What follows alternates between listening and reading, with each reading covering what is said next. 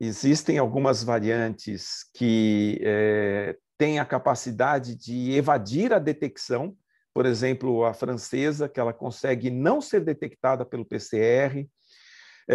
Existem outras que fogem, inclusive, à resposta vacinal, e a resposta imune propicia uma reinfecção. Então, isso também acaba sendo um grande problema. O início da transmissão também acontece antes das manifestações clínicas, em geral, em torno de 24 a 48 horas antes, o que é mais um problema, porque muitas vezes o indivíduo já está transmitindo, com uma alta carga, inclusive, e nós nem sabemos que ele está doente. E isso também acontece nos assintomáticos e oligossintomáticos, e por isso a importância do rastreio, da gente ir atrás das pessoas contactantes para poder identificar realmente quem pode ou não ter a doença e estar transmitindo. A gente nunca lembra de falar, mas o vírus é extremamente presente nas fezes, por mais tempo, inclusive, do que nas vias aéreas, o que significa crianças muito pequenas talvez possa ter alguma questão de transmissão pelas fezes, mas não existem dados concretos sobre isso ainda, ou seja, é uma outra situação que ainda cabe melhor análise.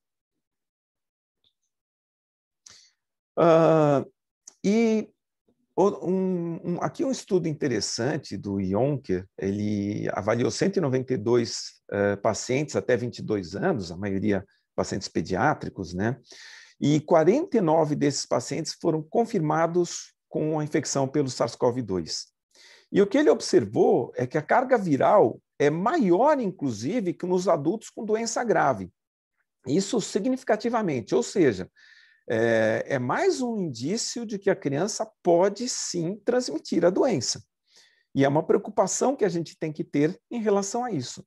Apesar de que a maioria dos estudos não demonstram essa transmissão pela criança, até porque, como as crianças têm se mantido de uma certa forma em casa, normalmente elas adquirem a infecção através de algum adulto que chega em casa, esse adulto transmite para todos os outros antes da criança ter chance de transmitir. Mas existem, sim, alguns trabalhos que comprovam a transmissão da criança e, por isso, um cuidado a mais que a gente precisa ter. Mas, por outro lado, a expressão do receptor ACE2 ela é diferente entre adultos e crianças. E isso talvez seja um dos grandes motivos da criança não ter uma manifestação tão importante como é no adulto. Aqui um estudo da doutora Suzana, avaliando o COVID em crianças e adultos jovens, e a gente sabe disso, mas é sempre bom nós comentarmos. A suscetibilidade à infecção, ela aumenta conforme a idade, então essa é uma situação importante, por isso que a gente tem visto tantos adultos jovens acometidos, mas a severidade da doença ela é muito melhor no início, muito menor no início, e ela passa a crescer a partir da progressão da idade. Outra preocupação que a gente tem em relação ao paciente oncológico, eu não sei quem tem oportunidade de atender pacientes oncológicos, esse estudo do Chu ele é bem interessante, porque ele tenta mapear como que é a persistência do COVID pelo PCR nos pacientes que têm câncer, aqui crianças e adultos. E, em média, o paciente oncológico ele tem um tempo de depuração de mais de 37 dias, de 10 a 58 dias, ou seja, o PCR continua positivo por muito mais tempo no paciente oncológico. Muito provavelmente por conta da resposta imune alterada. E outro problema, os serviços de oncologia eles ficam aguardando a negativação do PCR para reiniciar a quimioterapia, e nós vemos que, após o reinício de quimioterapia, o PCR pode novamente ficar positivo, o que significa que o paciente oncológico, mesmo negativo, ele tem que continuar sendo acompanhado, porque ele pode voltar a positivar. A gente sempre fala que a proposta para reiniciar o tratamento oncológico é baseado em sintomas, né? 10 dias após o primeiro PCR, 3 dias após o fim dos sintomas. em geral, uma média de 14 dias para depuração. Mas, como a gente sabe que a eliminação do vírus pode persistir por semanas, aqui vem a primeira grande questão que nós temos: como proceder ao tratamento em pacientes oncológicos, pacientes pediátricos oncológicos. Isso a gente tem vivenciado muito no meu serviço. As crianças ficam por muito mais tempo positivas do PCR, e eu acho que a grande questão é se essas crianças são assintomáticas, sempre considerando depois desses 14 dias, mas se elas são assintomáticas e o atraso na quimioterapia pode levar a um prejuízo na sobrevida do tratamento oncológico, ao tratamento oncológico, talvez a gente deva proceder com o tratamento oncológico independente desse PCR. Aí é uma questão de risco que a gente pode ter, mas não comprometendo o tratamento oncológico. Bom, aqui dados dos Estados Unidos, aqui no início da pandemia, mas não mudou nada em relação aos meses seguintes, só para mostrar que realmente a chance de infecção, necessidade de internação, UTI e mortalidade no paciente abaixo de 19 anos é muito menor do que a gente considera nos adultos. E quando a gente fala aqui no Brasil, até para a gente ter uma noção, em número de casos de síndrome respiratória aguda grave, isso sempre levando em conta que a porcentagem de crianças menores de 19 anos na população brasileira é mais de 25%, né? Mas o número de casos de síndrome respiratória aguda grave nessa idade representa apenas 1,86% do total. Ou seja, é ínfimo perto do número total de casos de síndrome respiratória aguda grave. E quando a gente fala de mortalidade por síndrome respiratória aguda grave, nós tivemos até o dia 3/7, recente, pouco mais de 2.000 óbitos por síndrome respiratória aguda grave pelo coronavírus em menores de 19 anos. Isso de um total, naquela época, de 471 óbitos por síndrome respiratória aguda grave. Isso representa 0,46% do total. E aqui vem uma outra questão. Esses números, no início, eram acima de 0,6%, 0,60%, 0,60%. Hoje, em torno de 0,46%. Então, mesmo com as variantes como a P1, a P2, a gente, inclusive, teve uma redução do número de óbitos abaixo de 19 anos, proporcionalmente às outras idades. Não sei se por conta de melhor diagnóstico nessa idade, mas muito provavelmente porque realmente essas variantes não são tão preocupantes para o paciente pediátrico. Olha um outro gráfico interessante. Aqui, baseado nos boletins epidemiológicos, eu separei a pandemia no período de 2020, janeiro e fevereiro de 2021, final de fevereiro, março, abril e maio de 2021, e agora meio de maio de 2021 para cá.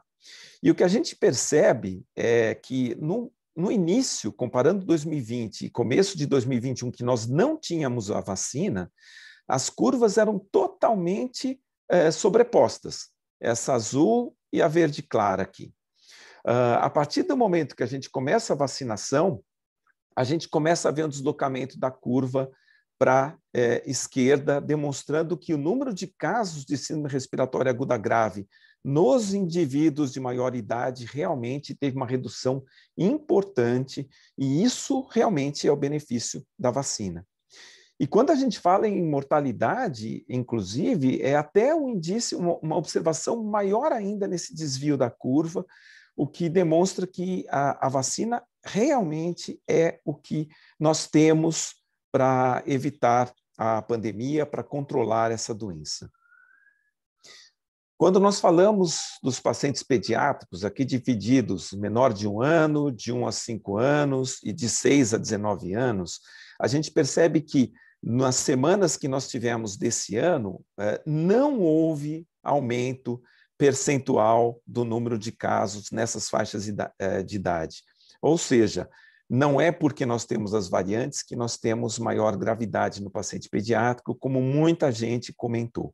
Lógico, nós vemos mais casos em pediatria, até porque nós temos muito mais casos, de uma forma geral, em todas as idades. O coronavírus é um beta-coronavírus, né, subgênero do SARS-CoV de 2002, por isso que a gente chama de SARS-CoV-2. Nós já sabemos que o tempo de eliminação do vírus pela via aérea é variável e depende de uma série de fatores, como a gravidade da doença, a imunossupressão, etc. Os anticorpos protetores, eles vão realmente aparecer a partir do 14º dia após o início, após a infecção, mas nós temos dados que eventualmente podem aparecer mais precocemente, a partir de 7 a 10 dias. O receptor ACE2 ele é fundamental, e aqui cabe a gente conversar um pouquinho mais, eu vou ainda explicar um pouquinho mais sobre isso. E a questão do trato gastrointestinal, a gente não pode esquecer que o coronavírus, ainda mais no paciente pediátrico, ele dá muitas manifestações gastrointestinais. Isso acaba sendo um problema, porque muitas pessoas veem uma criança com diarreia e não imaginam que pode eventualmente ser um coronavírus. Então, de maneira geral, a partir do momento que nós temos a infecção, há um aumento progressivo da viremia, da eliminação do vírus, e com o tempo, entre 7 e 21 dias, né, nós temos esse aumento do vírus, e com o tempo há uma redução dessa carga do vírus.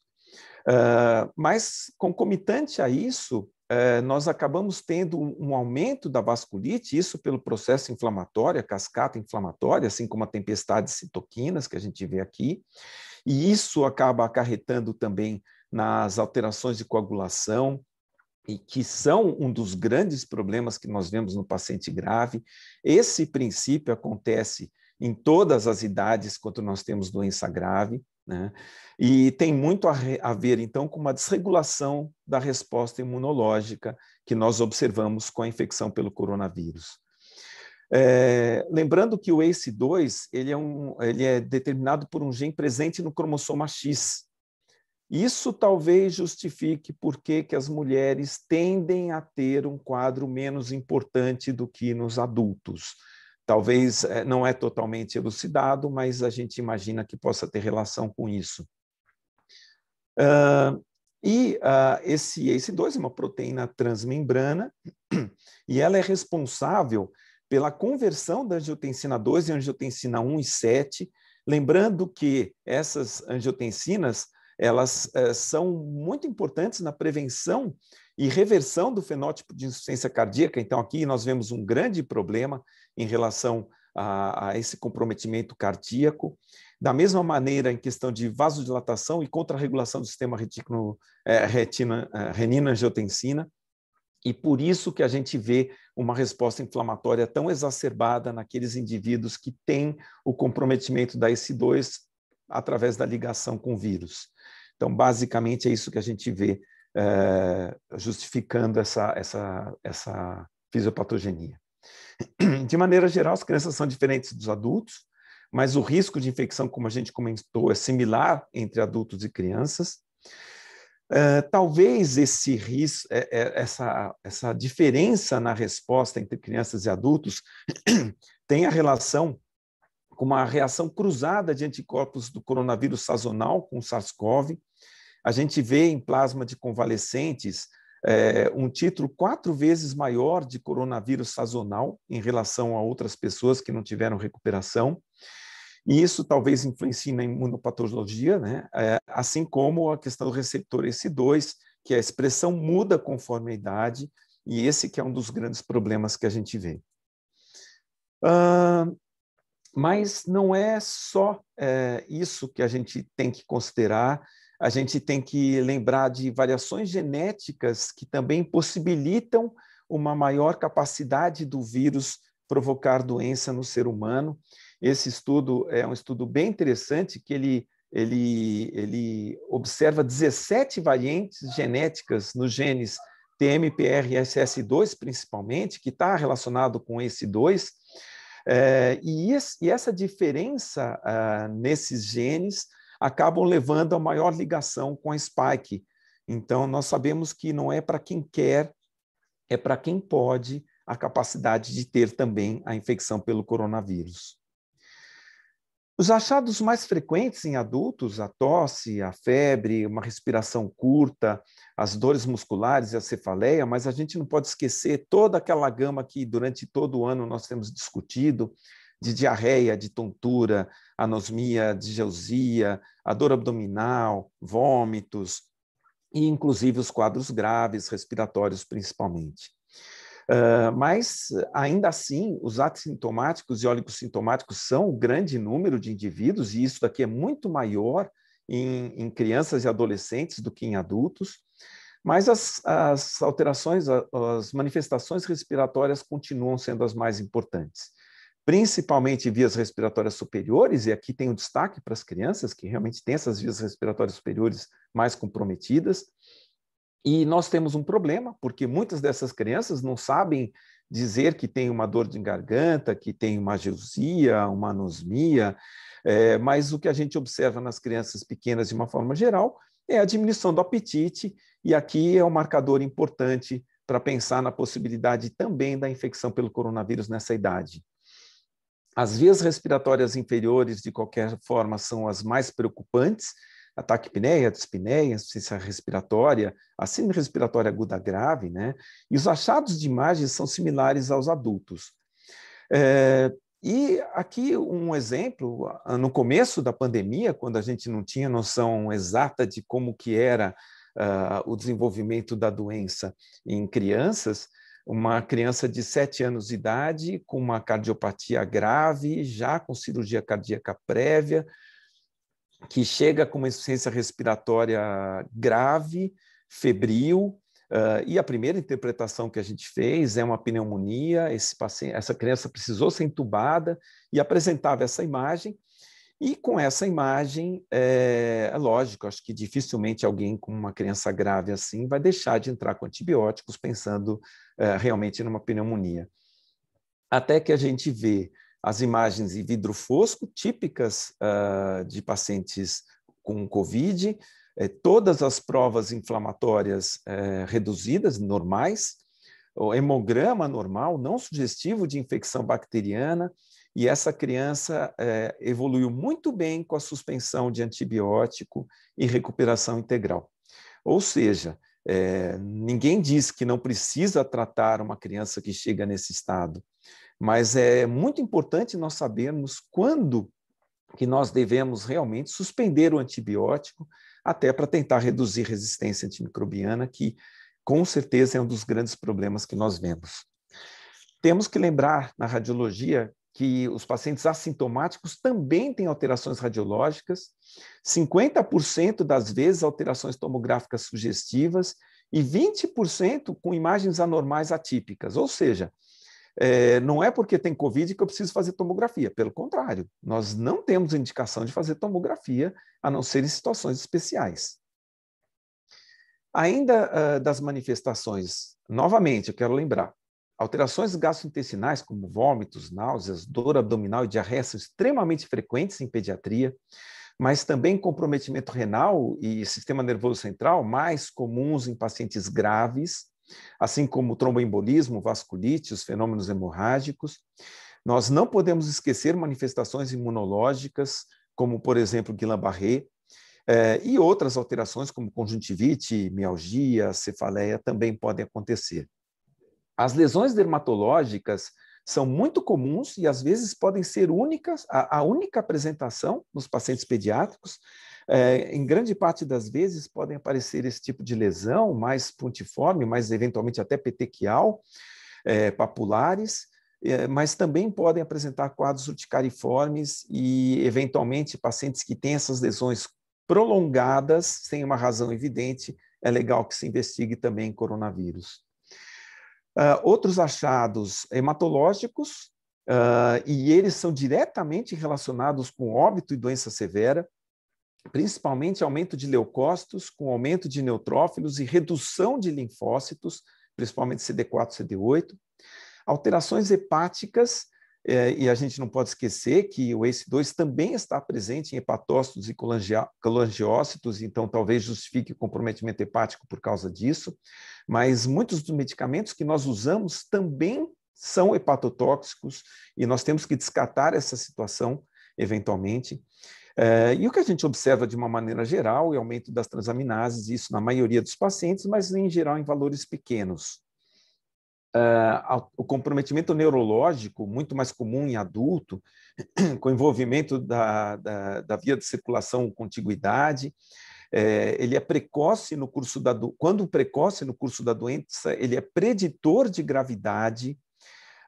As disfunções olfatória e degustatória também acontecem por conta de comprometimento das terminações nervosas e não só por ação local do vírus. Cefaleia, tontura, as complicações neuropsiquiátricas que são muito frequentes em adultos, como perda de capacidade de concentração, conhecimento, percepção, sentimentos. Então, a gente vê que não é só o isolamento social, o próprio vírus também provoca uma série de alterações.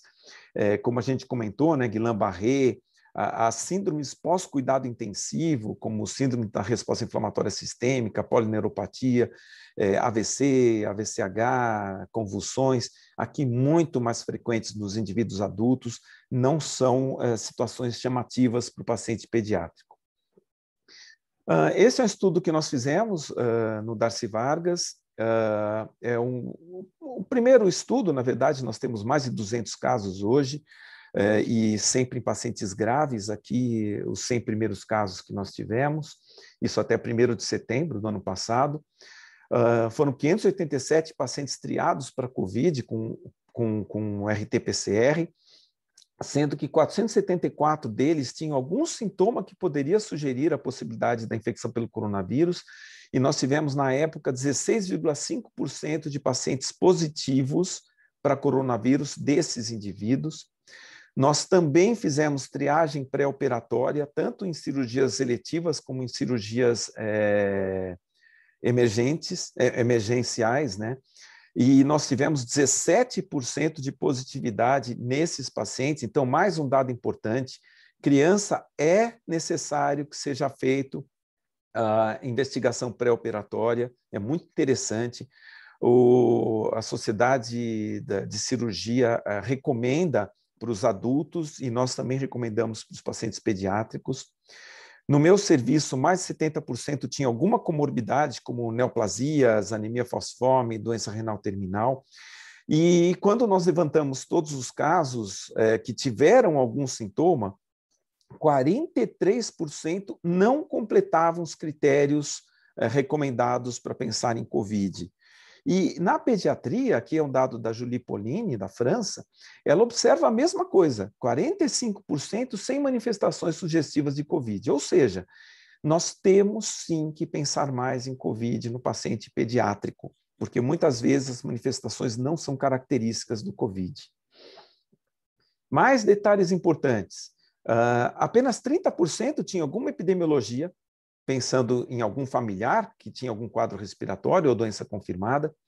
Nós só tivemos 8 pacientes que precisaram de UTI, 6 por SRAG mais sepsis e 1 por SRAG sem sepse. Nós tivemos uma morte, um paciente que tinha uma doença genética grave, com cardiopatia grave. A duração média de permanência na UTI, 17,1 dias. E aqui um achado interessante para a gente, aquela criança que apresentava uma melhora inicial e evoluía com uma nova piora, o que a gente chamou de evolução bifásica, ela precisava de um tempo maior de internação, uma necessidade maior de UTI. Ou seja, criança que eventualmente começa uma recrudescência dos sinais clínicos, cuidado, é uma criança que precisa ficar em melhor observação. Síndrome inflamatória sistêmica pediátrica, nós observamos em 3 crianças até esse momento, e 2 não estão incluídas aqui porque elas foram feitas o diagnóstico através de sorologia, então elas foram avaliadas diferentemente. O que mais nós observamos?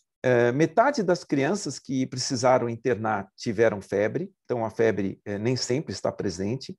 A tosse em 28%, é um número pequeno, dificuldade respiratória em 12%, queda de saturação em 7% e alterações gastrointestinais em quase 30% dos pacientes. Ou seja, são números que demonstram para a gente que nem sempre o comprometimento vai ser só respiratório, mas é importante que a gente tenha, e as alterações gastrointestinais sempre chamativas para a gente. Pacientes com doença renal grave, foi um número importante para a gente, mas também os asmáticos. Nós também tivemos crianças com diabetes, anemia falciforme, dentre outras, mas aqueles que apresentaram uma chance maior de UTI, de ventilação mecânica, estiveram principalmente nesses grupos, que tinham uma doença neurológica inicial, que tinham asma e que tinham uma doença renal grave.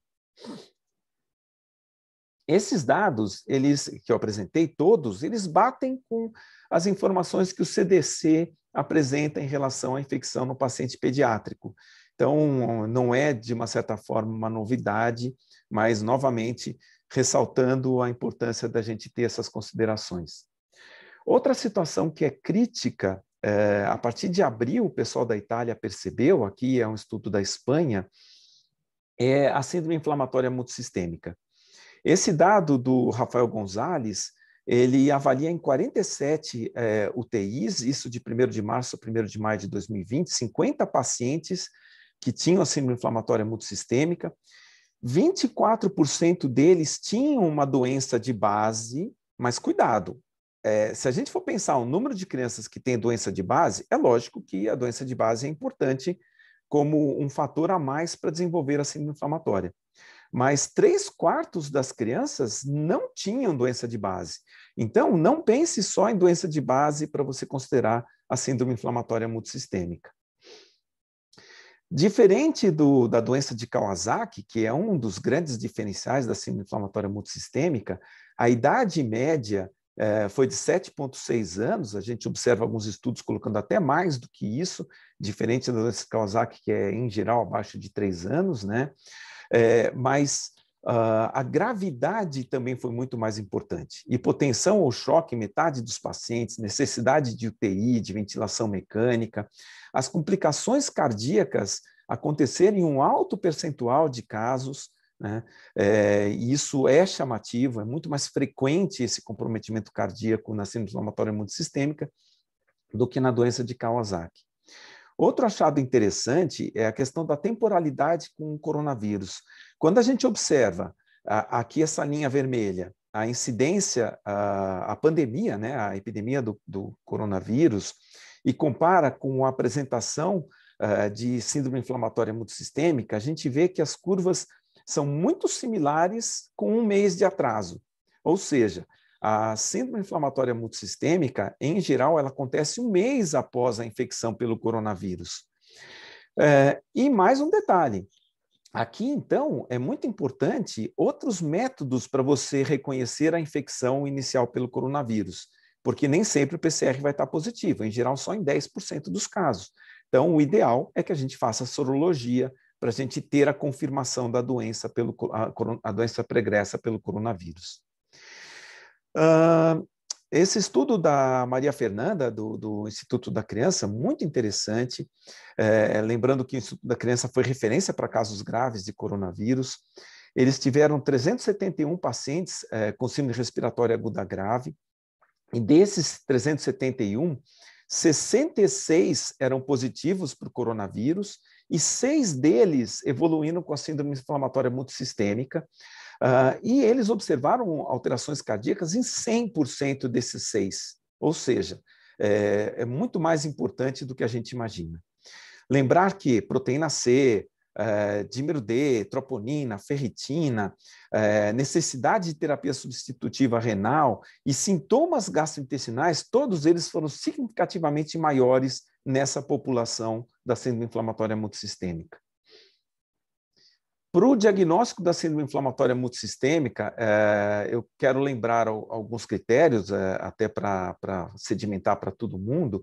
A febre, diferentemente do Kawasaki, a gente considera acima de 3 dias como um critério. e pelo menos 2 sinais entre conjuntivite ou erupções, lesões cutâneas, que são aquelas lesões características do Kawasaki, inclusive, a hipotensão arterial, o choque, manifestações de disfunção cardíaca, evidência de coagulopatia ou manifestações gastrointestinais agudas, como diarreia, dor abdominal, aumento dos marcadores inflamatórios, como VHS, PCR, e também a procalcitonina aumenta nesses pacientes. É fundamental que a gente descarte outras infecções óbvias, outras causas óbvias de inflamação, como sepse bacteriana, síndrome de choque estafilocócico ou estreptocócico, e a evidência da infecção pelo Covid, que a gente já comentou como sendo pela sorologia.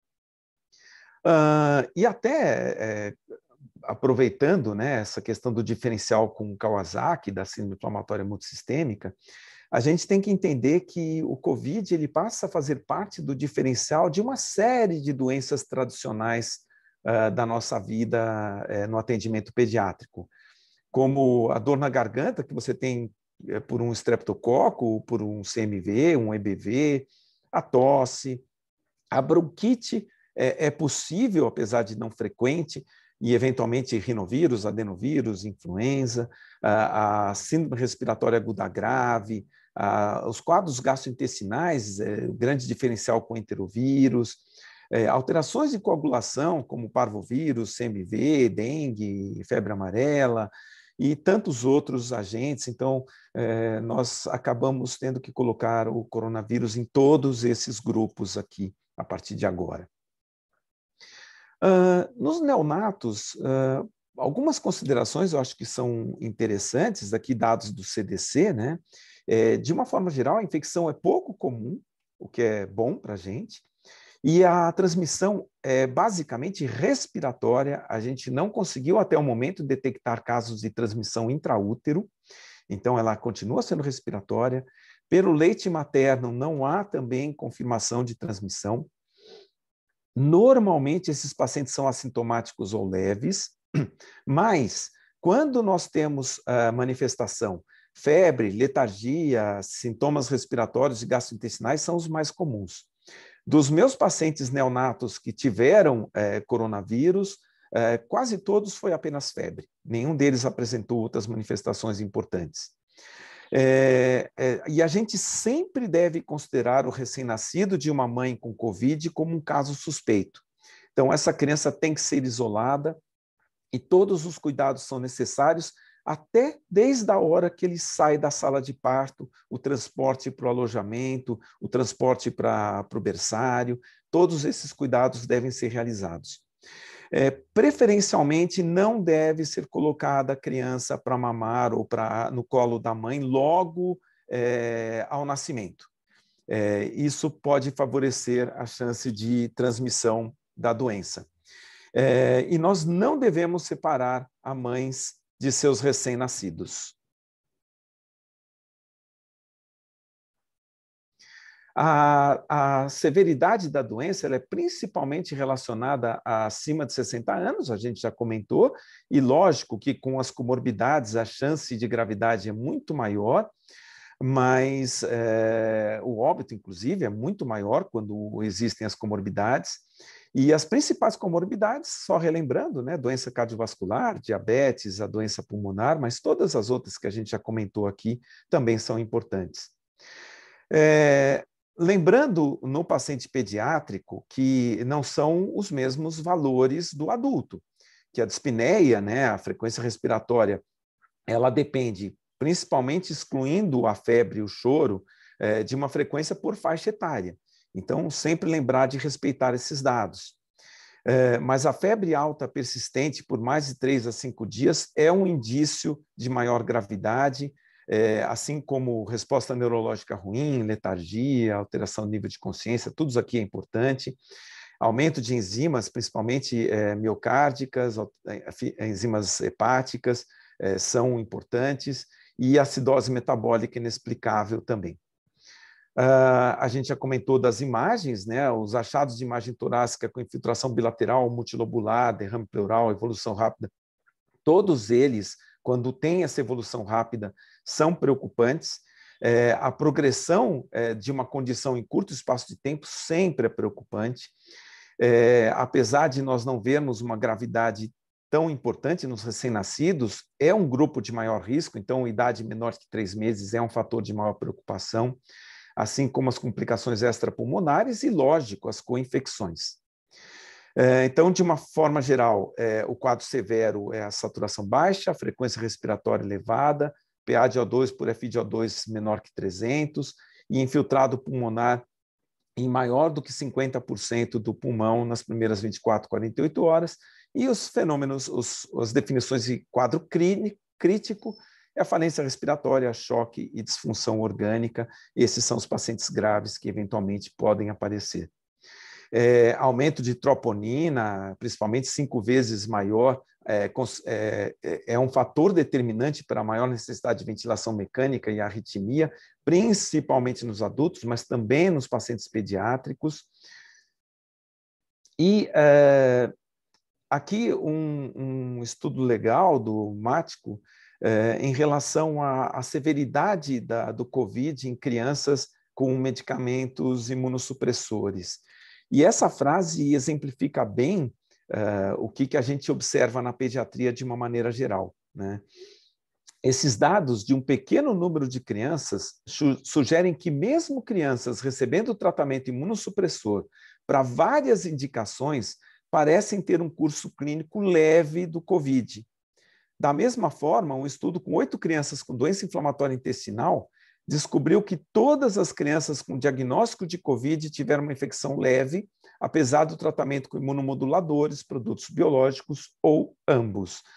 E, muito provavelmente, a questão de nós termos uma menor gravidade nesse tipo de paciente diz respeito a não termos uma resposta inflamatória tão exuberante exatamente pela imunossupressão.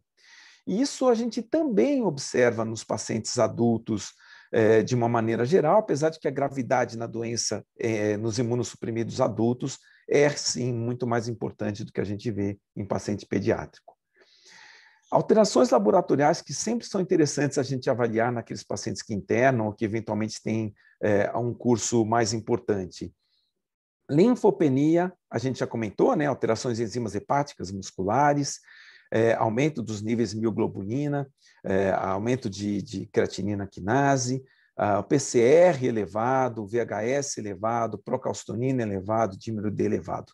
Esses achados nos pacientes graves, esses exames laboratoriais nos pacientes graves sempre são interessantes de nós procurarmos. Bom, tratamento. Aqui nós temos uma discussão eterna. A gente já discute o tratamento em adulto. Imagina como que é a discussão no paciente pediátrico. Mas sempre que nós estivermos avaliando algum estudo, algum trabalho em relação a tratamento, eu gostaria que a gente tivesse muito cuidado nos endpoints que esses estudos apresentam. Quais são os endpoints que nós consideramos importantes de serem avaliados? Mortalidade, redução de tempo de UTI e internação, redução da suplementação de O2, lógicos, eventos adversos que os medicamentos provocam e muito cuidado em relação à viremia. Quando nós falamos de PCR, nós não temos dados adequados de ciclos para a gente ter o valor PCR. Quanto mais ciclos nós temos, teoricamente, menor a carga viral. Mas isso não representa diretamente a carga viral. Então, os estudos mais interessantes que falam de viremia, é legal que eles tenham a carga viral propriamente e não valores de PCR. Mas nós ainda sabemos que tratamento de suporte continua sendo a base de todo o tratamento do paciente com coronavírus. A questão dos cuidados com ventilação mecânica e risco de infecção são fundamentais.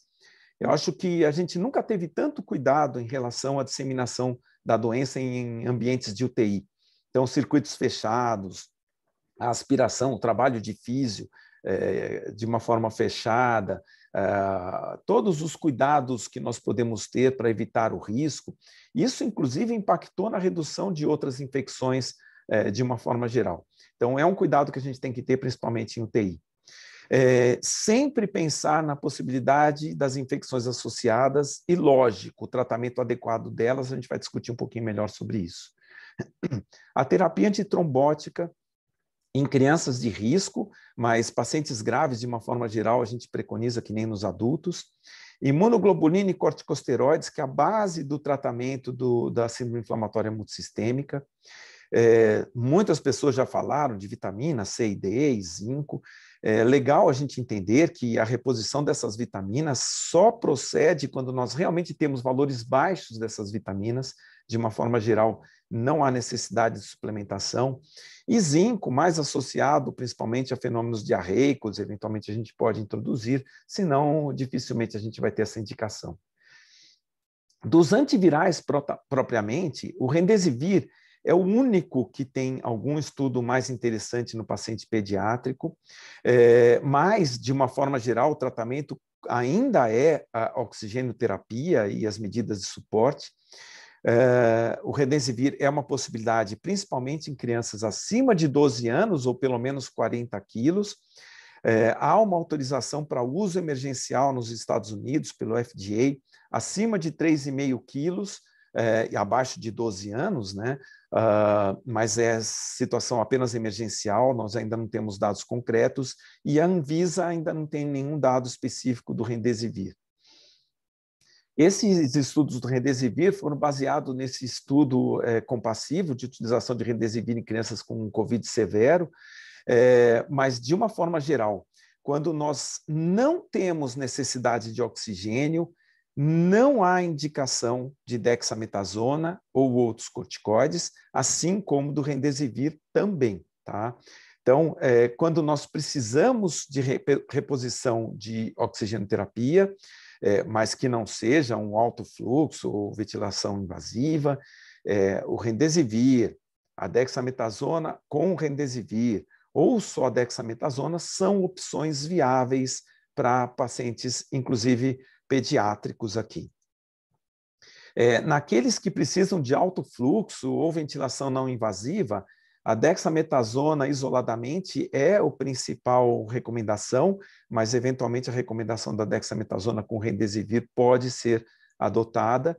E naqueles que precisam de ventilação invasiva, ventilação mecânica ou membrana extracorpórea, a princípio só é recomendado a dexametasona em paciente pediátrico, inclusive. No ECMO a gente não tem dados muito concretos.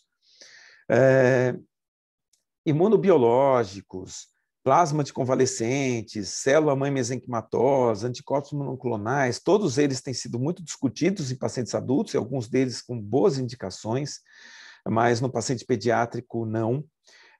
Hidroxicloroquina e placebo continua a mesma regra, não há indicação, os estudos não demonstram eficácia e aumenta os eventos adversos, é a mesma análise para o paciente pediátrico.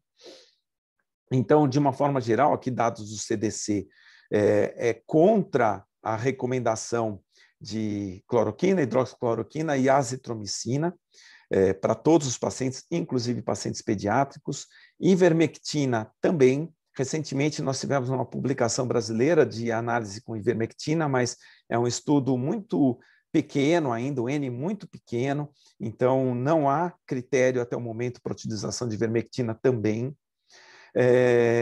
Para o paciente pediátrico, então, resumidamente, nós temos o tratamento de suporte, oxigenoterapia, sempre levando em conta os fatores de maior risco para os pacientes pediátricos, como síndrome de Down, alteração neurológica, doença cardiopulmonar, pacientes imunocomprometidos, todos esses grupos obesos, né, todos esses grupos são grupos de maior risco, então são crianças que nós temos sempre que ficar atentos, e mesmo que não haja uma indicação de internação inicial, são crianças que precisam ser acompanhadas. A questão do Remdesivir,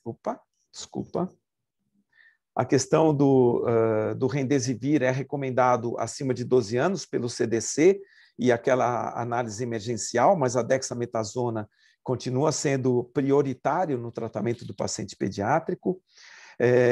Outros medicamentos, como plasma de convalescentes, anticorpos monoclonais, não são recomendados.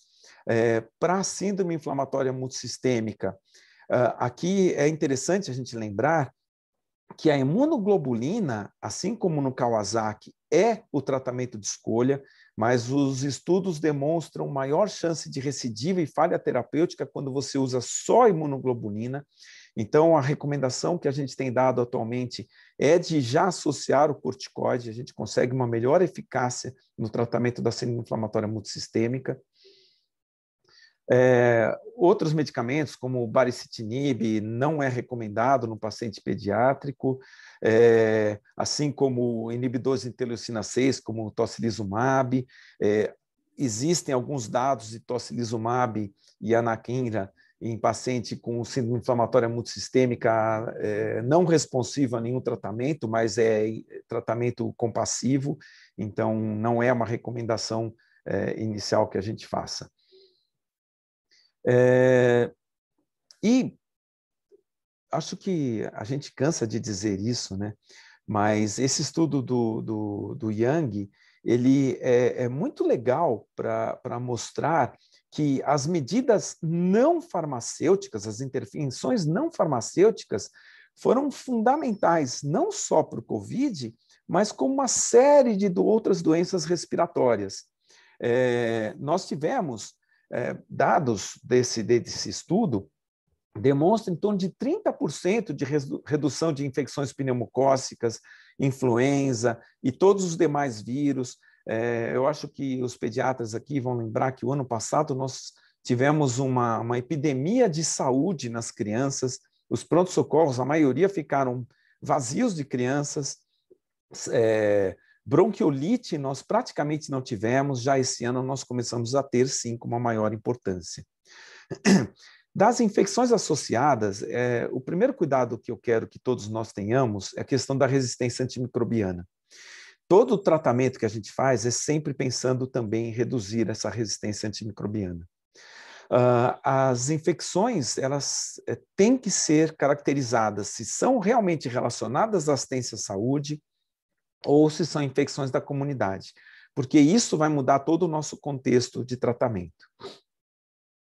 De uma forma geral, os agentes da comunidade, e aqui vem a experiência com influenza, é muito parecido, são aqueles de sempre: estreptopneumonia, micoplasma, hemófilos, influenza, principalmente o não B, né?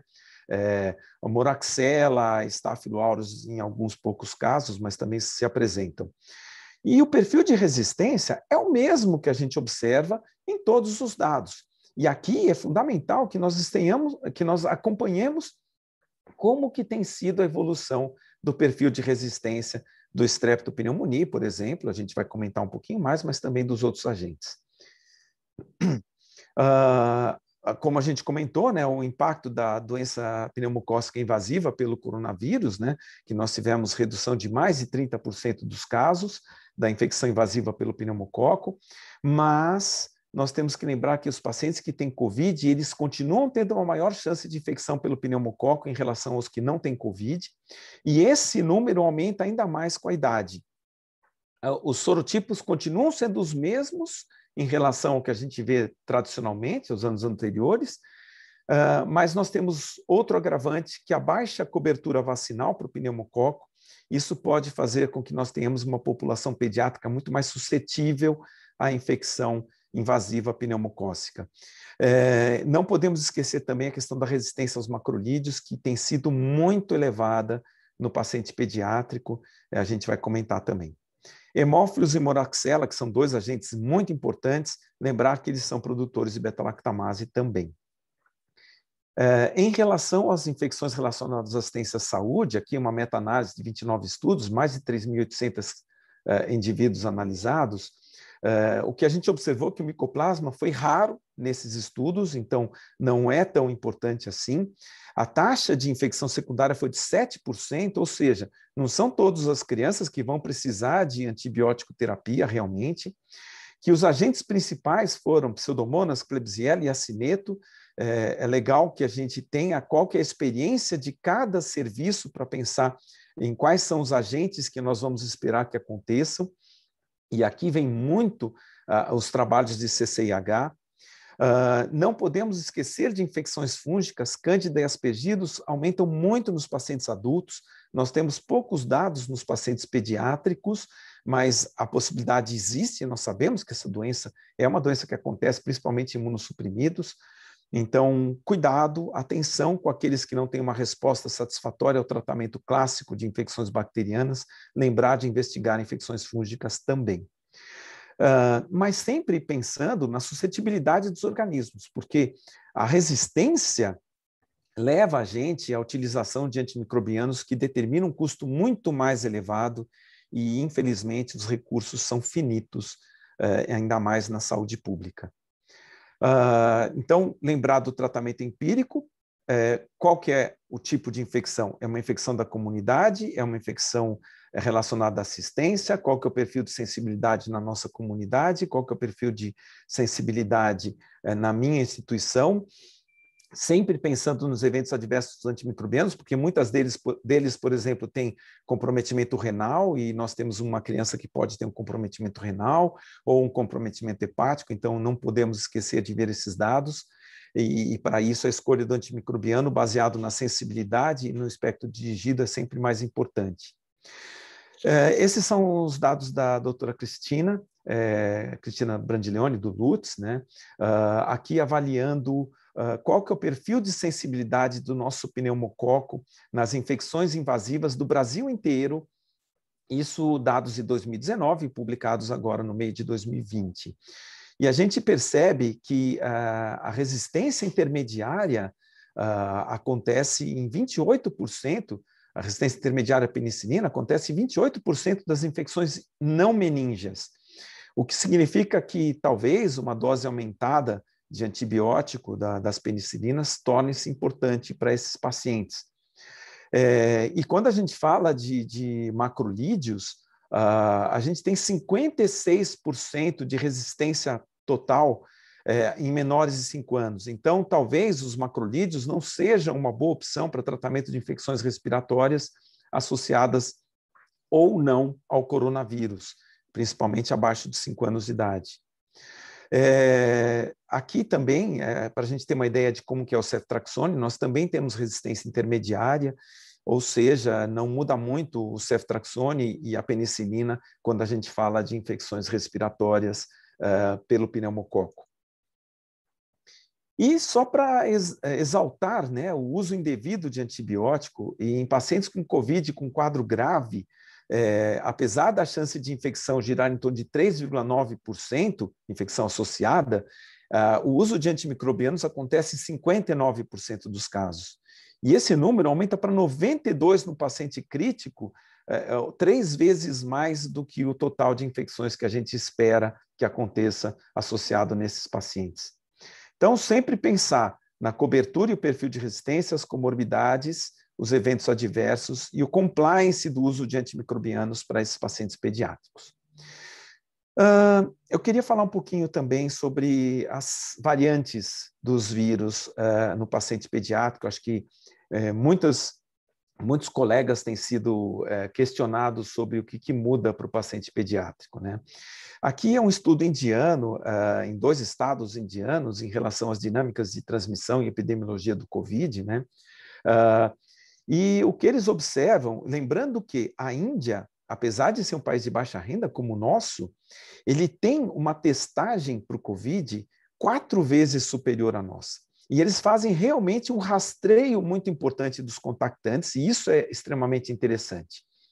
Eles acabaram se perdendo nessa investigação nos últimos meses, por questões políticas, infelizmente, que nem a gente, mas ainda assim eles têm uma capacidade de investigação muito maior.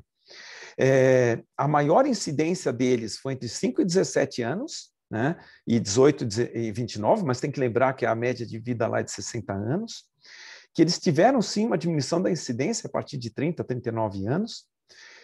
Os óbitos deles, comparando com os Estados Unidos, acima de 75 anos, representaram menos de 1/3 dos casos, mas tem que lembrar que a média de vida nos Estados Unidos é muito maior do que na Índia. Um detalhe interessante, a maior prevalência de infecções em crianças foram de crianças que tiveram contatos com outras crianças da mesma idade. Então, cuidado, essa história de que as crianças não transmitem entre si, não é verdade. E às vezes a gente fala, eu vou descer o meu filho para o parquinho para poder brincar com as outras crianças lá, acreditando que as crianças não transmitem. Não, elas transmitem sim. E de uma forma geral, a transmissão ela é maior em pessoas da mesma idade, porque essas pessoas têm um relacionamento maior mesmo, e a gente sabe disso. Mas a taxa de letalidade deles continua sendo mínima comparada com as outras faixas etárias. Em relação a B1617, que é a variante Delta da Índia, né? Aqui novamente 12 estados, eles observaram casos e mortalidades muito similares. Eles tiveram, sim, mais crianças infectadas e mais quadros graves, mas isso é uma questão de proporção, porque eles tiveram um aumento brutal no número de casos no país. E aqui, quando a gente fala da variante inglesa, um estudo do Reino Unido em crianças e adultos jovens, né, em relação a essa variante, e eles comparam dois grupos. Um primeiro entre março e maio do ano passado, e um outro grupo entre novembro do ano passado e janeiro desse ano, e eles não tiveram diferença estatística nessa população, e sim observaram uma maior gravidade na primeira onda. Mas lembrar que a primeira onda, o número de investigações que eles fizeram foi muito menor do que o atual. Eles tinham um grande problema de investigação, assim como nós temos. E esse número maior de crianças, na verdade, foi relacionado a uma maior disseminação do vírus e talvez uma maior chance de diagnóstico que eles obtiveram. E o nosso grande receio em relação às variantes é em relação à capacidade delas quanto à eficácia vacinal. Então, novamente, lembrando, por que são variantes de preocupação? Porque elas trouxeram algum benefício para o vírus. Qual o benefício? Principalmente infectividade. Mas nós não podemos esquecer a capacidade de promover doença grave e a capacidade de fugir às vacinas.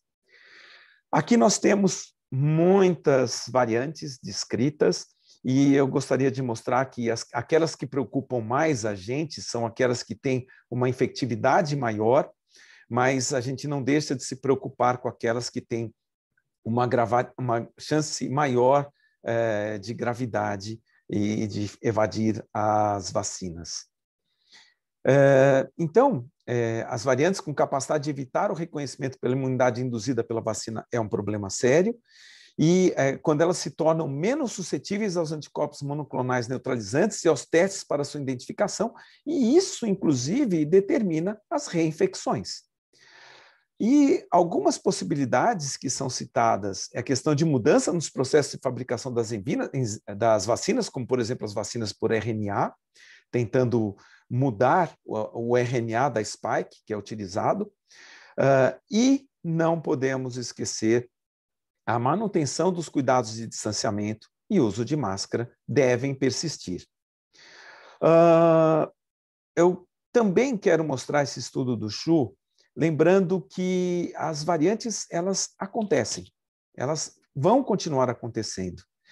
O Chu, ele pega 9 pacientes, ele faz 18 coletas seriadas em cada um desses 9 pacientes e ele observa 229 variantes dentro de cada paciente em 182 sítios. Ou seja, elas vão acontecer, sempre. Nem todas elas vão trazer benefício para o vírus e vão continuar, mas elas vão acontecer. E a forma de não acontecer é não ter o vírus se replicando, não ter o vírus contaminando. Muito se falou também sobre a eficácia de algumas vacinas. Aqui eu quero comentar sobre a Coronavac. E os dados no Chile em relação à Coronavac, lembrando que o Chile teve um aumento importante do número de casos, só que esse aumento do número de casos, a gente vê em vermelho e laranja aqui, aconteceu principalmente em indivíduos adultos jovens e crianças. Nas populações vacinadas, os maiores de 60 anos, principalmente, a gente vê uma redução do número de casos e mortes, número de internações, número de casos e número de mortes. Ou seja, a eficácia vacinal da Coronavac, ela é sim importante. E isso, inclusive, a gente também consegue demonstrar nos estudos de Serrana, por exemplo. E mais uma preocupação, a questão dos descensos vacinais, né? A diminuição das vacinas para outras infecções durante a pandemia. E a Organização Mundial de Saúde, ela coloca que essa redução do número de crianças vacinadas, ela significa um incremento no risco de epidemias por outras doenças preveníveis por vacina, e essa é uma nova preocupação que a gente vai ter a partir de agora, das crianças mais expostas. Um dos grandes problemas do descenso vacinal é lógico, que são os movimentos antivacinas. E nós temos que combater esses movimentos antivacinas, nós temos que sempre atuar para evitar que isso aconteça. Porque hoje, para a gente prevenir hospitalização, internação em UTI e morte, a gente precisa estabelecer vacinas adequadas, inclusive para o coronavírus. Nós temos que nos adequar, inclusive, a essas vacinas para o paciente pediátrico, a capacidade de utilizar para esses pacientes, e, inclusive, a disseminação da informação da vacinação. Porque só assim a gente vai conseguir controlar realmente a epidemia. E aqui dados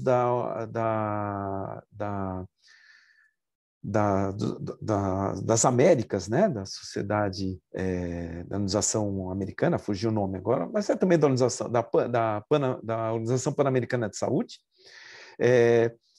Eles orientam muito bem isso. Qual vacina você vai tomar? Qualquer uma. A que você puder, a que tiver disponível, porque todas elas são capazes de produzir anticorpos neutralizantes. E é isso que é importante. E que talvez a gente realmente precise de uma terceira dose, e é o que tem sido discutido, e a gente pode até discutir mais para frente. Mas todas as vacinas, elas têm redução para algumas variantes. Por exemplo, a da Pfizer, para a variante da África do Sul, ela reduz 8,6 vezes a resposta. A Moderna, 6 vezes. A Novavax reduz para 40% a 60%. A Janssen, 57%. E aí afora, nós temos várias vacinas que demonstram uma diminuição de eficácia vacinal para outras variantes. Então, são cuidados que a gente precisa entender que realmente vão acontecer. O que nós temos de vacina para o coronavírus no paciente pediátrico, então? Aqui o estudo da Coronavac, fase 1 e 2, é um estudo randomizado, duplo cego, crianças e pediatria, mas é um N pequeno, e são 480 crianças avaliadas em 3 grupos de idade, em 3 grupos de dose, na verdade, né? 1,5 micrograma, 3 microgramas de placebo. A gente vê que há uma soroconversão nos grupos com 1,5 e 3, melhor grupo com 3, que o título de anticorpos, mesmo com 1,5, aqui a gente vê 86,4, foi o dobro do observado nos adultos, então a gente vê que as crianças têm uma resposta muito boa em relação à vacina dos adultos. Isso também foi observado, por exemplo, na Pfizer, na vacina da Pfizer. Então, é interessante, sim, a gente utilizar que eventos adversos, principalmente a dor no local da vacina, a febre e cefaleia, mas de pouca importância observado. Quando a gente fala da Pfizer, aqui os estudos que indicaram a liberação acima de 12 anos, da imunogenicidade da Pfizer, foram 2.200 crianças avaliadas de 12 a 15 anos, 2 grupos, vacina e placebo, e o que eles observaram é que, da mesma forma que na vacina da Coronavac, o título de anticorpos foi muito superior ao observado em adultos, e a gente vê que os títulos da vacina da Pfizer são realmente superiores aos títulos observados na vacina Coronavac, mas lembrar que a Coronavac ela tem resposta a todo o vírus, e a Pfizer é apenas a spike. Então, é uma outra situação que a gente tem que levar em conta. a questão de ser uma resposta mais abrangente ou não. Isso é um detalhe importante para a gente considerar. Dos eventos adversos, da mesma maneira, a dor foi mais importante, cansaço, cefaleia, alguns tremores, dores musculares, dores articulares também aconteceram nessa fase de estudo, e até 12/7 houve notificação confirmada de 633 casos de miocardite entre 12 e 30 anos. Considerando o número de vacinas realizadas da Pfizer, esse número é ínfimo, até porque o próprio coronavírus pode provocar miocardite, como a gente acabou de descrever, inclusive. E não contraindica a realização da vacina da Pfizer por conta disso. Mas é um dado que a gente tem que ficar atento. Crianças que fizerem a vacina, talvez caminhe para uma redução da dose da vacina da Pfizer, mas nesse momento a recomendação é sempre ficar atento para cansaço, taquipneia, por exemplo, por conta da vacina. Obrigado e desculpa se eventualmente eu me estendi demais.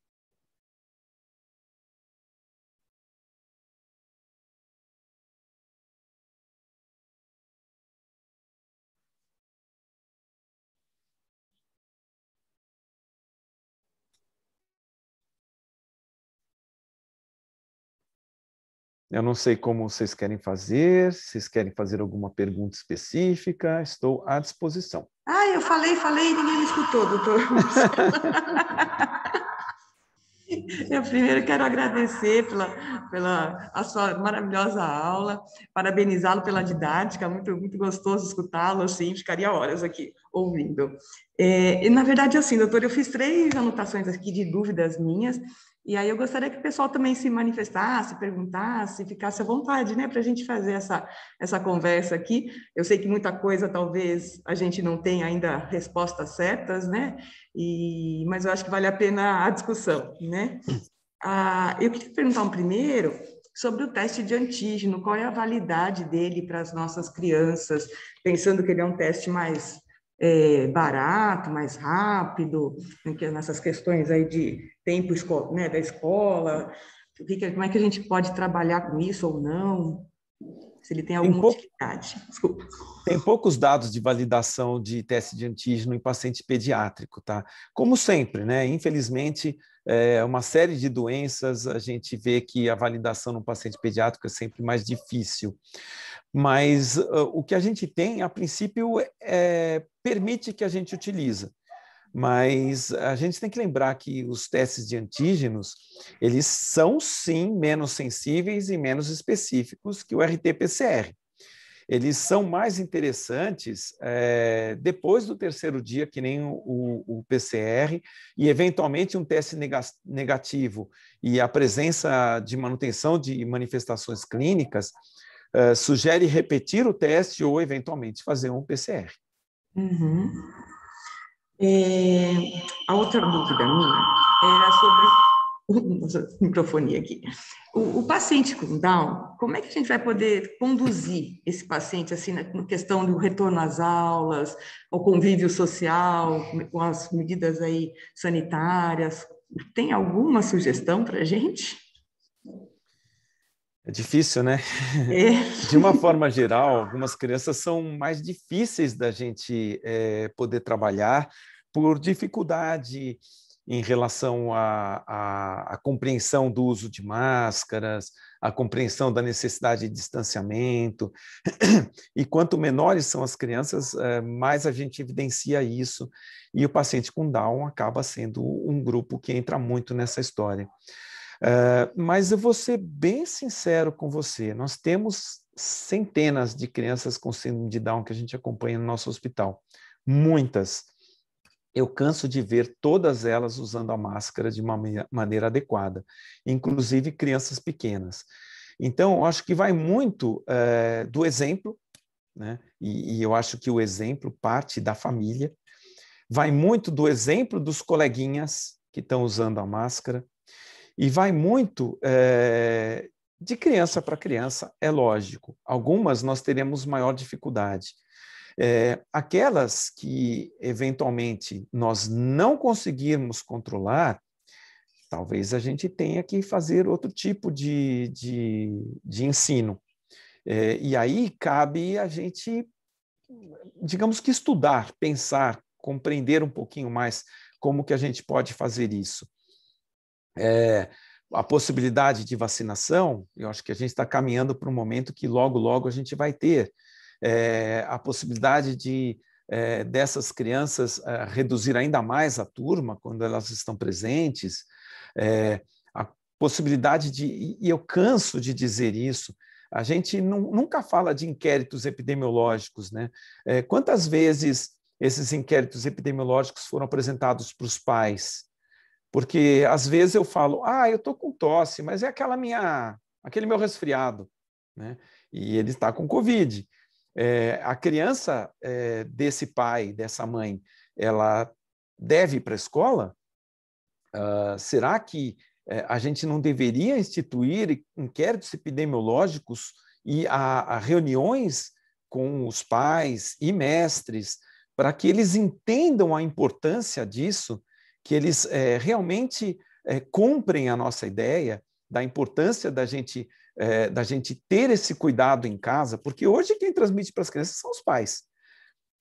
Então, acho que são todas situações que eu tenho visto muito pouca discussão. Eu não sei se a Secretaria da Educação até poderia participar junto, o quanto que eles estão envolvidos ou estão realizando essas reuniões, esses inquéritos, essas situações orientacionais, e eu tenho a sensação de que ainda é muito incipiente. Doutor Marcelo, a minha última pergunta é a respeito justamente do retorno às aulas. A gente vê que está caminhando para isso, os professores estão sendo vacinados, logo em breve estarão recebendo aí a segunda dose da vacina, mas pelo que eu escutei na sua palestra hoje, eu estou bem temerosa com esse retorno às aulas neste momento ainda, enquanto as nossas crianças ainda não estão recebendo vacinas. Como é que é o panorama, o cenário que o senhor vê? Eu gostaria de colocar duas situações. A gente tem que fazer dois pesos aqui. Apesar de nós termos infecção na criança, apesar de nós termos a criança transmitindo e adquirindo a infecção, o quadro clínico que a gente vê, eu diria que, por exemplo, em criança pequenininha, é muito menos importante do que o vírus respiratório. E a gente cansa de ver crianças graves com vírus respiratório. Então, outras infecções, elas teriam um destaque muito parecido com o coronavírus. E nem por isso a gente deixou de ter a escola. E aí o contraponto. O quanto as crianças estão prejudicadas? O quanto as crianças estão deixando de aprender? O quanto as crianças estão... E aqui eu acho que é uma verdade, a perda que elas tiveram até agora no aprendizado talvez seja irreversível. Nós temos mais de 4 milhões de crianças que sequer têm acesso à internet no Brasil. E quando a gente fala de acesso à internet, a grande maioria das crianças é acesso através de um celular. Eu não consigo ver um ensino à distância por um celular, né? Você teria que ter um computador, um ambiente adequado, uma situação de acolhimento para essa criança no lar que ela possa desenvolver e estudar adequadamente. Hoje, eu não tenho dados estatísticos, mas o último dado que eu tenho, eu acredito que a gente teve um aumento de 400% nas crianças vítimas de agressão e abuso sexual, porque estão em casa. É incrível pensar isso, mas porque elas estão em casa. Mais do que isso, muitos pais têm que trabalhar. E o que eles fazem se as crianças não estão na escola? Eles deixam com cuidadores. Então, são alguns cuidadores de algumas comunidades que cuidam de dezenas de crianças, com situações de muito maior risco do que na escola. Então, eu acho que, pesando os prós e os contras, eu não consigo imaginar que a criança não deva ir para a escola. Para mim, eu acho que não tem como imaginar que a criança não vá para a escola. Ai, que bom. Alguém Gente, alguém quer fazer mais alguma pergunta, alguma Eu colocação? gostaria, Só fazer uma Fabiana. Bom pontuação dia. antes. Giovana, se eu só te interromper, eu estou vendo algumas pessoas conhecidas. Agradecer doutor Saulo, que estou vendo agora, meu grande amigo doutor Saulo. Também o convido a participar da discussão, fazer as ponderações que achar necessário. Doutora Regina, doutor Sidney, doutora Josélia, que eu estou vendo aqui, são conhecidos. Quiserem pontuar, assim como os demais, fiquem à vontade, doutora Fernanda também, para que a gente possa trazer essa discussão aqui de uma forma muito mais dinâmica, né? Giovana, por gentileza, doutora Giovana Palandra, acho que tem uma pergunta, né? Então, fique à vontade. Isso. Bom dia. Tudo bem, doutor Marcelo? Muito obrigada pela aula, excelente. Eu que agradeço. Sou infectologista aqui em Jundiaí, infectologista pediátrica. Eu tenho duas questões, na verdade, uma referente à vacinação de lactantes, né, que eu acho que tem gerado muita polêmica, e isso tem sido uma demanda muito grande, tanto no serviço público, consultório, enfim, que é essa questão se a lactante, primeiro, se lactante de fato é um grupo de risco para ser priorizado na amamentação, na vacinação, no programa de imunização, esse é um ponto. Eu tenho uma opinião pessoal, mas queria muito ouvir sua opinião. E em relação à passagem de IgG pelo leite materno, né, alguns estudos apontando transmissão de saída, né, detecção de IgG em leite materno, e que se isso implicaria em proteção da criança. Eu queria muito ouvir sua opinião sobre isso, porque é uma polêmica, assim, todo mundo... E minha segunda pergunta, doutor Marcelo, é sobre o PCR pré-operatório, que em alguns serviços a gente tem muita dificuldade em conseguir um resultado em tempo hábil, né? Para conseguir, enfim, liberação para o pré-operatório. E tem alguns métodos, enfim, isotermais, né, com resultado em 15 minutos, moleculares isotermais, que de repente eu vi que alguns serviços já usam como alternativa para conseguir, enfim, ter uma resposta em tempo hábil. Queria saber sua opinião sobre esses métodos, se acha que, enfim, o que tem de trabalho que a gente tem atualmente aí. Muito obrigada. Tá. Bom, primeira coisa, agradecer o Saulo, um grande colega da sociedade aqui. É um prazer estar com você aqui também, Saulo. Primeiro, falar um pouquinho sobre as lactantes. O que a gente tem de dados de infecção pelo coronavírus em lactantes, a gente observa, sim, uma maior gravidade. Então, é um grupo que, a princípio, tem sido priorizado para a realização da vacina, tá? A gente pode até questionar quais vacinas ou não. A gente continua dizendo que todas as vacinas valem, mas eu acho que para algumas situações específicas, talvez a gente possa direcionar algumas vacinas, né? E talvez a paciente gestante e a lactante, ela poderia eventualmente ter algum direcionamento, mas é uma coisa para ser discutido, um brainstorm. Eu acho que valeria a pena uma discussão mais abrangente. Mas é um grupo que mereceria, sim, a vacinação. Em relação à passagem de anticorpos maternos, isso daí desde o início, por incrível que pareça, a gente tinha em maio do ano passado um estudo todo configurado para fazer avaliação de anticorpos em leite materno e avaliando o recém-nascido. Acredite se quiser, eu não consegui fazer porque as maternidades que eu propus não quiseram fazer o estudo. É uma pena, mas a gente tem alguns estudos que demonstram, sim, passagem de anticorpo materno, principalmente IgA, o que teoricamente conferiria alguma proteção para o coronavírus, porque lembrar que o coronavírus se liga a EC12 e o EC12 está no trato gastrointestinal, principalmente em esôfago. A gente tem estudos com esôfago de Barré, que você vê exposição de EC2 e demonstra maior infectividade. Então, tem uma série de situações assim. Mas, de uma forma geral, teoricamente, conferiria, sim, proteção. Então, é interessante, é possível, e a gente não recomenda, inclusive, quando a gente falou de recém-nascido, a gente não recomenda interrupção da amamentação para esses recém-nascidos, que a mãe eventualmente tenha infecção, tá? E quanto à vacina é a mesma coisa, porque como passa os anticorpos, o raciocínio é o mesmo, tá bom? O quanto de proteção vai conferir, aqui a gente precisa ter um estudo a longo prazo. que era a proposta do meu estudo, acompanhando 1 ano as crianças. Infelizmente, não conseguimos fazer, mas seria poder avaliar o quanto de proteção a gente teria para essas crianças. E, teoricamente, nós podemos ter, mas não temos como dizer se teremos ou não. Os estudos em relação à investigação de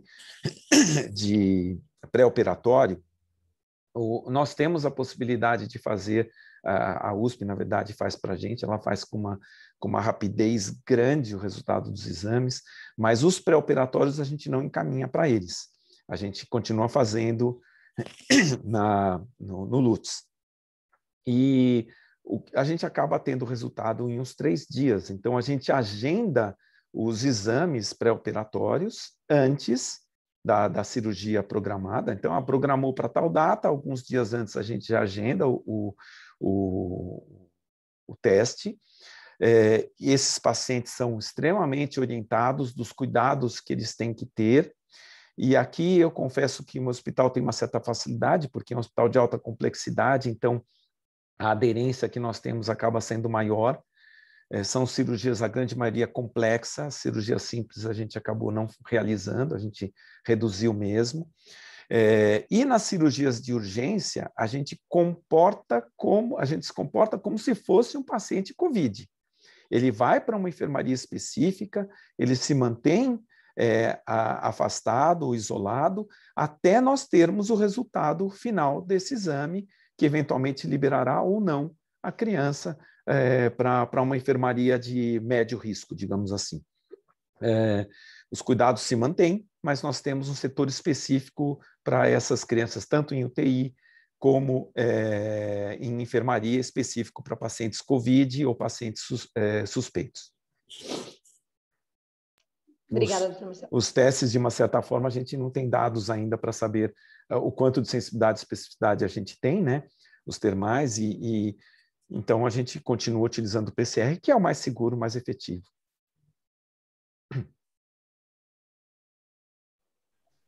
Obrigada, doutor Marcelo. Ai, doutor Marcelo, muito obrigada, viu, pelas suas explicações. Vamos ver se tem mais alguém que tem alguma dúvida, que tem alguma pergunta. Olha o doutor Saulo ali, ó, chamando a gente. Saulo, fica à vontade, Saulo. Bom dia, Marcelo. Um prazer recebê-lo aqui em Jundiaí. Uma excelente escolha da prefeitura com o seu nome e a sua aula, como sempre, brilhante. Foi muito abrangente e eu gostaria de discutir com você alguns pontos que, na nossa casuística, por exemplo, aqui em Jundiaí, praticamente o número de frequência de corona foi muito semelhante ao estudo que vocês fizeram. O que diferenciou que nós tivemos muitos casos de síndrome inflamatória multissistêmica aqui. Nós tivemos 13 casos aí, e o que me chamou a atenção nesses casos é que a grande maioria, eles apresentavam problemas de ordem neurológica e principalmente de ordem psiquiátrica. Nós tivemos uma criança que fez um surto psiquiátrico na enfermaria, e isso a gente, no começo, a gente não entendia, porque isso foi logo no começo do surto, mas a gente observa isso no acompanhamento do ambulatório, que essas crianças acabam vindo com bastante alteração do ponto de vista do psiquismo dela. Eu queria saber, na tua experiência do serviço, se vocês têm observado esse tipo de alteração de comportamento. Essa é uma primeira pergunta. Uma segunda pergunta, o corona é um patógeno que é bem conhecido. Eu estou com um filhote aqui de cachorro, por isso que está aqui, pulando aqui no meu colo. Ele resolveu acordar agora. A segunda pergunta é o seguinte: o corona é um patógeno que é bastante conhecido dos pediatras, a gente convive muito com eles, né? Eu lembro que em 95 a gente fez um estudo, inclusive está publicado na revista do CDC, do HK1, mostrando que ele dá muitos sintomas de principalmente quadros de bronquiolite e quadros de síndrome pertussis, né? Então, eu queria saber a tua opinião, se de repente esses casos que nós estamos vendo de bronquiolite, que são muitas vezes bronquiolite atípicas, não podem ser mesmo uma manifestação leve do corona. Essa é uma segunda questão. E a terceira questão, você acha que a questão da vacinação, você deve ter visto, saiu agora recentemente no New England, né, essa semana, essa questão de você atrasar um pouco a vacinação de criança, porque nós estamos com um problema muito grande com a questão da vacinação dos adultos, né? E ainda, infelizmente, nós não atingimos a meta. Será que, de fato, existe essa preocupação dessas crianças, de a gente deixar, já que as manifestações são menores? Isso me lembrou muito a questão da rubéola, na questão da vacinação da rubéola, em que preferia não vacinar as adolescentes e para não deslocar a faixa. E qual a sua opinião sobre essa questão da vacinação em crianças? Muito obrigado e, mais uma vez, parabéns à Prefeitura de Jundiaí e parabéns a você, Marcelo, pela brilhante pesquisa. E eu vi o nome de muitos colegas aí, saudades, um grande beijo aí no coração de todos. Confesso que eu não vi o nome de todo mundo, mas todos os colegas, com certeza, sintam-se abraçados. Bom, algumas perguntinhas fáceis você me deu, hein, Saulo? Vamos lá. Primeiro, a questão da... peraí, deixa eu me organizar nas perguntas. A primeira você falou em relação a... Qual foi a primeira mesmo, Saulo? Só para eu me perdi aqui no raciocínio. Eu tive corona, minha memória de curto prazo está ruim também. Não, tá, da síndrome inflamatória multissistêmica, tá, lembrei. Bom, nós tivemos, até o momento, a gente teve mais de 200 casos aqui no Darcy e 6 casos de síndrome inflamatória multissistêmica, tá? Os 6 casos que nós tivemos, nenhum deles teve alguma alteração neurológica, tá? Nós tivemos casos muito graves que precisaram ficar entubados, que tiveram choque não responsível ao volume, que é uma das características da síndrome inflamatória multissistêmica. Nós tivemos criança que, inclusive, teve parada respiratória, cardiorrespiratória, mas eles recuperaram bem e até o momento, no segmento, eu confesso que a gente não observou alterações neurológicas neles. Em literatura, eles citam, sim, alterações neurológicas. Eles citam como comprometimento neurológico, inclusive, um dos critérios, né, para diagnóstico da síndrome inflamatória multissistêmica. Então, eu não tenho experiência para poder te dizer, mas o que a gente lê de literatura acontece.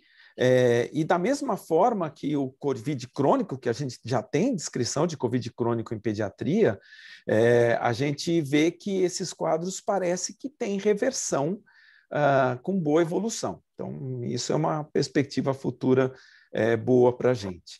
Mas eu confesso que eu não observei, na minha casuística, casos. Os estudos que a gente tem participado, o pessoal da Santa Casa, o pessoal do Rolando, você deve conhecer o Rolando, né, de Costa Rica. Eu confesso que eu não tenho visto nenhum comentário importante em relação a esse tipo de quadro neurológico. Mas é uma coisa que a gente até pode perguntar para a sociedade latino-americana, né, para o Rolando, que está tocando o estudo de síndrome inflamatória multissistêmica, né? SIMSTAC, que eles falam, né? Eu acho que a gente poderia até conversar um pouco com ele e ter uma ideia mais abrangente, que eles têm centenas de casos notificados aí, né? Tá? Segunda pergunta, agora me perdi de vez, Saulo, qual foi a segunda que você fez? Que eu não anotei, Marcelo. Deixa eu ver se eu lembro. Era da bronquiolite. Da bronquiolite. Ótimo, obrigado. A bronquiolite, ela pode sim ser relacionada com coronavírus. O que a gente recomenda é que todos os casos de bronquiolite, a gente faça sim a triagem para o coronavírus, tá? Eu acho que é fundamental. Foi uma dos quadros clínicos possíveis, inclusive, que a gente colocou naquele quadrinho de outras manifestações compatíveis com outras doenças que a gente acompanha. Eu recordo, sim, eu tive caso de bronquiolite clássica com COVID positivo, só que era COVID positivo e vírus céu-respiratório. Eu tive COVID positivo e parainfluenza, eu tive COVID positivo e bocavírus. Então, eu nunca consegui dizer um COVID positivo e mais nada. Todas as bronquiolites que eu tinham outros vírus. E aqui eu acho que é importante a gente ter sempre a detecção de todos os vírus, né? É legal a possibilidade de fazer o painel viral completo.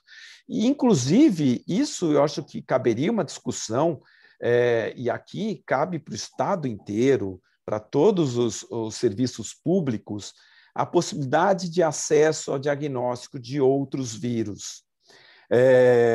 A Giovana deve vivenciar bem isso, né, Giovana? Quando você tem um paciente que está lá com uma infecção, e dão um antibiótico para ele, e você não acha nenhum agente, e de repente você está tratando influenza, está tratando outros vírus, e se a gente pudesse fazer um diagnóstico, quantos antibióticos nós suspenderíamos, né? Então, eu acredito sim que o coronavírus possa estar relacionado, e a literatura descreve como relacionado com casos de bronquiolite. Eu, particularmente, o que eu tive foram todos associados com outros vírus que sabidamente dão bronquiolite também, mas eu acho que seria fundamental a gente investigar todas as bronquiolites para o coronavírus. Qual foi a terceira pergunta? Quem me ajuda?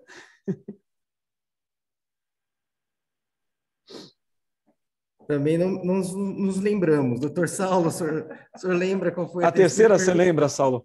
Saulo, você tem que fazer pergunta uma por vez, senão eu me perco aqui. Atrasar a vacina das crianças para priorizar os adultos. Tá. Joia.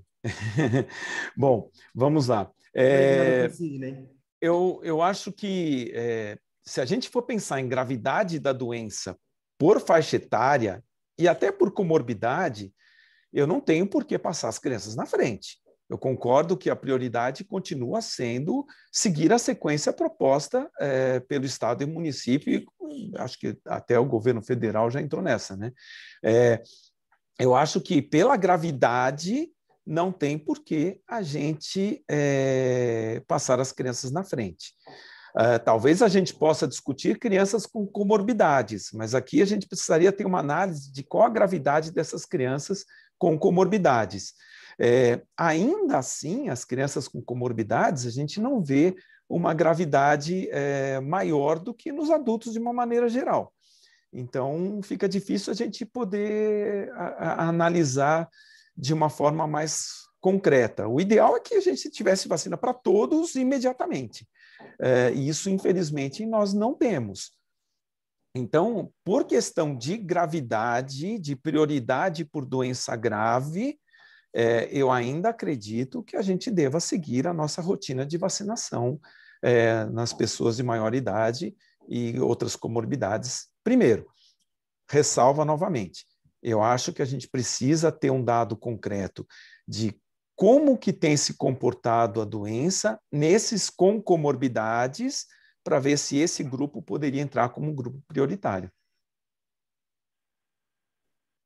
Mas eu queria só complementar, foram feitas algumas perguntas, nós estamos estudando a questão dessa passagem transplacentária aí, e nas gestantes que nós já examinamos o leite com PCR, foram todas negativas, a gente está estudando agora o líquido amniótico e a placenta.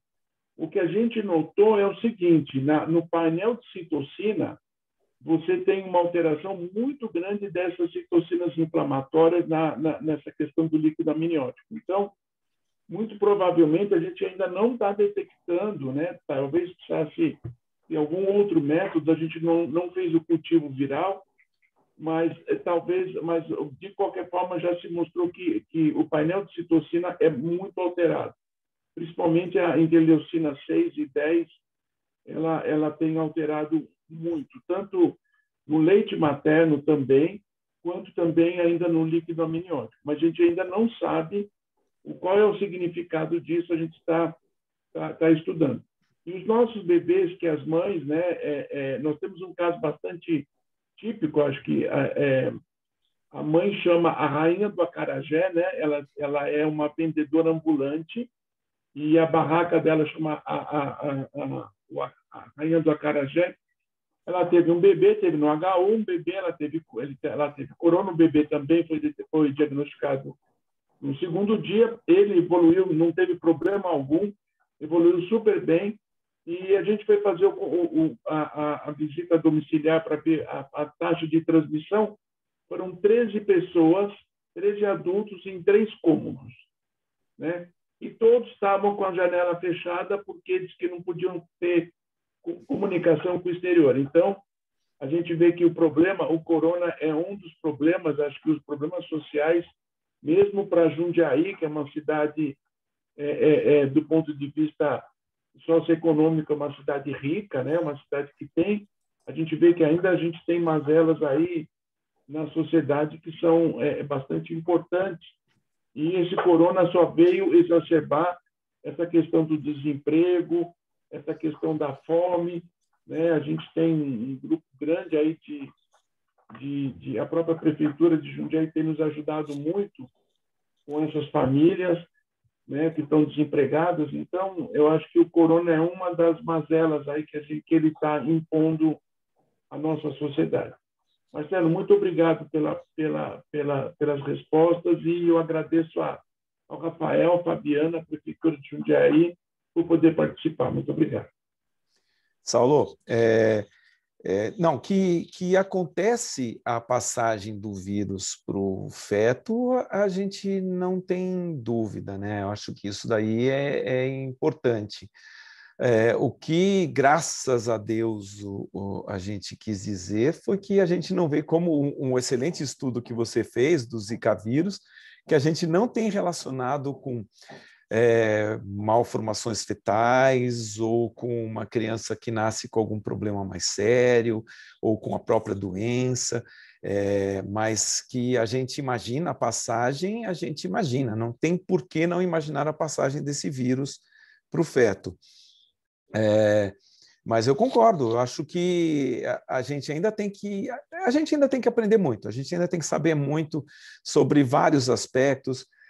Um dos estudos que eles estavam discutindo é a questão da possibilidade de utilização de IgA de leite materno, ou pelo menos a construção de IgA de leite similar à do leite materno, para utilização aerossolizada em pacientes com Covid.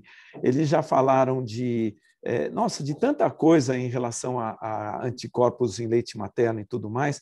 Então, a gente sempre pensa em alguma coisa e a gente sempre entende que falta pensar em mais coisas, né? Mas de uma forma geral, legal, bom saber que você está conseguindo avaliar aí. Infelizmente, eu não tive chance de avaliar. Quem sabe a gente não conversa depois, Saulo. Doutor Marcelo, nós temos mais uma perguntinha que está aqui no nosso chat. Tem uma colega perguntando como seria o quadro de Covid crônico. Uma pergunta interessante. O Covid crônico, a gente pensava que era só em adulto, mas não, a gente tem muitas crianças que apresentam. O que tem sido mais descrito do Covid crônico em criança é principalmente dores articulares, dores musculares, cansaço, fadiga, isso tem acontecido. Cefaleia tem sido muito frequente. Alterações na concentração, na capacidade de concentração dessas crianças, isso pode ser observado sim, mas da mesma forma que o que a gente observa em Covid crônico em adulto, né, o Covid longo em adulto, fisioterapia, estudos de concentração, como se fala? Trabalhos de concentração, tentar, lógico, aliviar a dor, são fatores que têm ajudado muito na recuperação dessas crianças. Mas os sintomas são muito parecidos com o que a gente vê nos adultos, né? Mas principalmente o que a gente descreve são isso: dores, cefaleia, capacidade de concentração, é o que a gente mais observa no paciente pediátrico. Muito bom. Ó, tem mais uma perguntinha de uma outra colega. Assim, no COVID crônico, o PCR se mantém positivo? Não. O COVID, lembrar que o PCR ele tem uma gama de apresentação em diversas pessoas, como a gente comentou. O paciente oncológico, por exemplo, ele fica em média 50 e poucos dias positivo para o coronavírus. Então, dependendo de mutações da ACE2, variante viral, metodologia que você usa, tem que ver quantos ciclos de PCR você faz para o diagnóstico, né? Nem todos fazem a quantidade de ciclos completos. Então, a gente pode ter mais tempo ou menos tempo do vírus. E isso não significa obrigatoriamente que vai ter uma carga viral capaz de provocar doença numa outra pessoa. Então, tem esse outro detalhe também. Eu posso ter um PCR positivo, mas não ser capaz mais de transmitir a doença.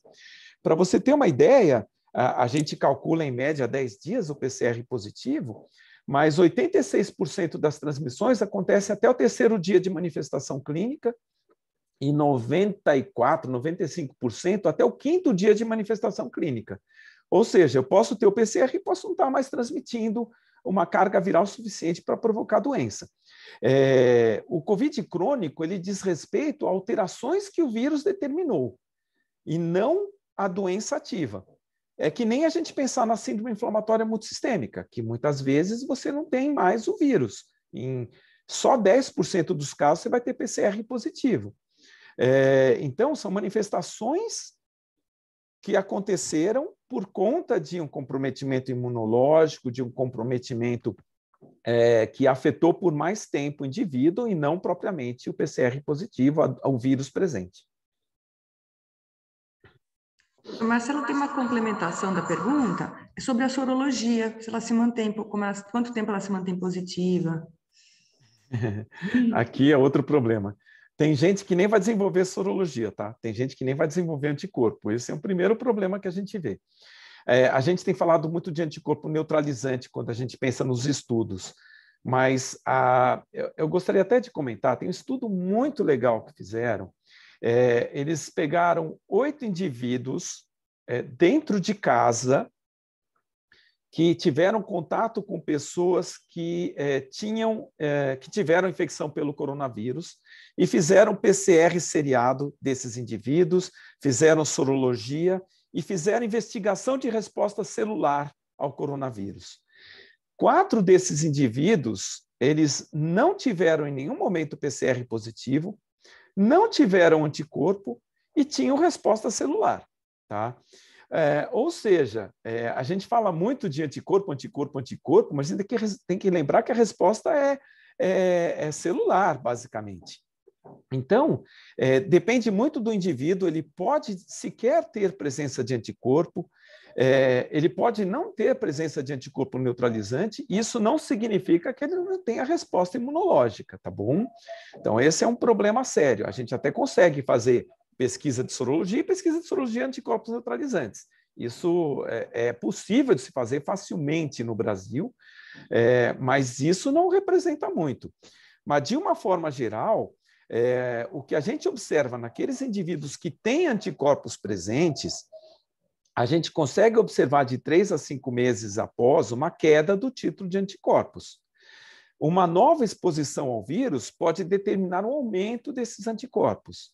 Pós-vacinação, nos estudos que foram feitos, dependendo da vacina, a dosagem de anticorpos, se não me engano foi da Pfizer e da Moderna que eles fizeram, eles calculam pelo menos 9 meses com anticorpos de uma forma adequada. Os dados de análise bayesiana sugerem que a gente vai ter por um bom tempo anticorpos neutralizantes para esses indivíduos, mas, de novo, eu não sei o quanto importante é anticorpo neutralizante, sendo que a resposta é principalmente celular. Então, a gente não pode se basear tanto nisso. Perfeito, doutor Marcelo. A gente tem uma outra pergunta aqui, do José Luiz Bassoli. Ele pergunta se tem necessidade de fazer o exame de rastreio, o exame epidemiológico, o PCR, né, na criança, fazer exame na criança sintomática ou não, estando os pais com Covid. Acho que ele quis perguntar na assintomática, né? Se os pais estão com Covid e a criança está sem sintoma, se é necessário que a gente faça esse exame. O Dr. Saulo também acho que tem bastante experiência com isso na pesquisa da Covid-19 que ele conduziu, eu queria que ele comentasse. Depois a Giovana também tem uma pergunta aqui, que ela está com a mãozinha levantada. Não? Ah, desculpa. Bom, o que a gente tem de organizar a resposta para facilitar? Desculpa, Rafael, eu acho que eu peguei Covid e não sei. Vou repetir. Então, se a criança estiver assintomática, da criança assintomática, tá bom. Com Covid, Isso. se é necessário fazer esse rastreio epidemiológico. Tem os dados do EMA, né? O Grupo Europeu, eles colocam de uma forma muito importante o rastreio dos indivíduos, tá? O que eles consideram ideal? E aqui bate com alguns dados dos estudos indianos, né? A Índia fala que indivíduos que não têm o uso de medidas adequadas de distanciamento e de utilização de máscara tem um aumento de 3 vezes na chance de infecção nos indivíduos, tá? E o grupo europeu, o que eles falam? Do rastreio. Se você tem um indivíduo positivo, primeiro, rastrear esses contactantes de maior risco, e aqui inclui esses dados, mais de 15 minutos, a partir de 2 dias antes do início dos sintomas, por menos de 1,5 metro e principalmente sem máscaras adequadas, esses grupos de maior risco, eles têm que ser colocados em quarentena, e o ideal é que no 5º dia após o último contato seja feito o PCR. Tá? Aqui é uma questão não só de identificar quem está positivo e impedir a transmissão por esses indivíduos positivos, como também de dados estatísticos e conhecimento da doença. Tá? Então, o que é legal? A criança tem contato com o pai que estava positivo, ela está assintomática. É legal que ela seja rastreada? É legal que ela seja rastreada. Por quê? Porque, de repente, se ela está positivo, ela também vai ter que fazer todo esse tempo de isolamento e não vai ter contato com outras crianças, não vai ter contato com outros indivíduos adultos, e esse tempo vai postergar o tempo de isolamento. Então, os pais vão ficar aquele tempo, a criança ficou positiva depois, vai ser mais um tempo depois do positivo dessa criança. Então, é importante, sim, que a gente tenha o diagnóstico de todos. Falando de epidemiologia, falando de medidas de isolamento e de rastreio, falando até de medidas de quarentena e etc., que a gente pode fazer.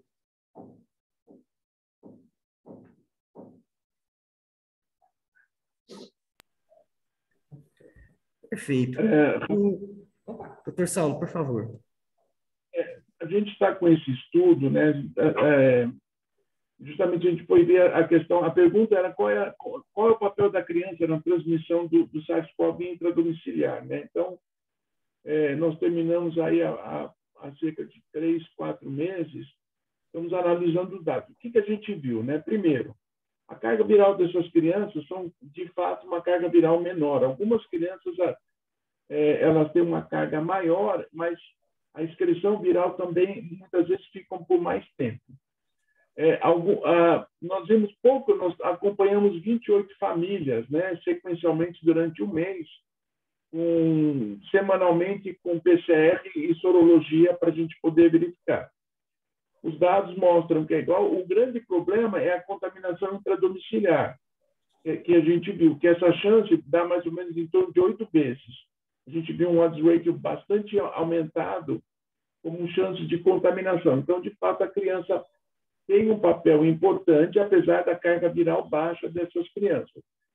As crianças evoluíram muito bem, né? Agora nós estamos analisando os outros familiares, e assim, sem dúvida, na cadeia de transmissão, parece que de fato é o adulto mesmo que acaba fazendo essa ponte, porque a gente viu crianças que o primeiro caso foi da criança, mas quando você vai analisar a epidemiologia, você vai ver que essa criança teve contato com adulto fora, ou era parente, ou eles vivem numa comunidade muito mais próxima, né? Nós temos um caso que foram 15 famílias no mesmo, eles moram no mesmo local.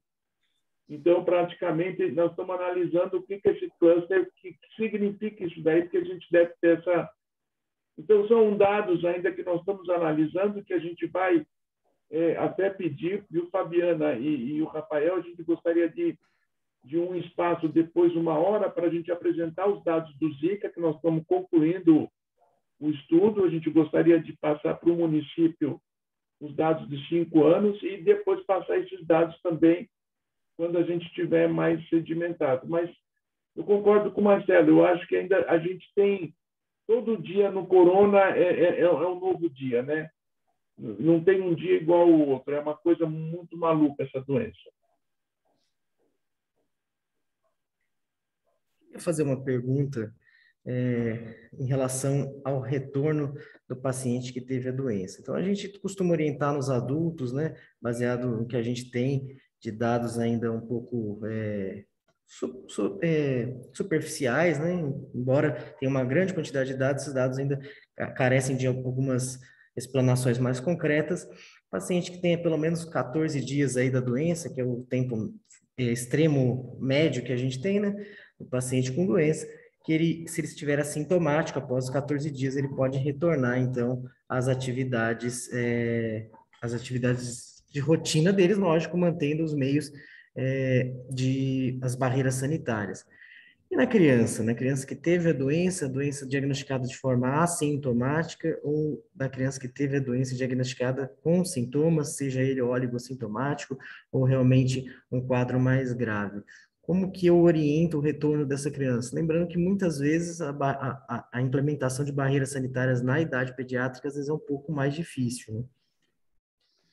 Olha, o raciocínio de isolamento, ele continua igual para as crianças, tá? A gente mantém...